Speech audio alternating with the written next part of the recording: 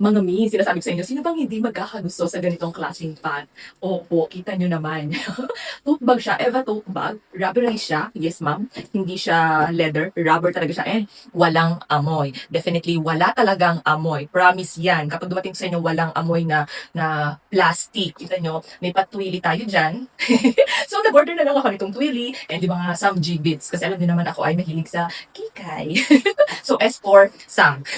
So, kitang-kita nyo naman, ang ganda-ganda nito. Kapal-kapal din ang kanya pagkabag. Kung makikita nyo. At marami ka syempre malalaman. Ano? Sino ba hindi magkakagusto sa ganitong klaseng bag? Shems, diba? O, napakakikay. Kasi gusto ko ang pink.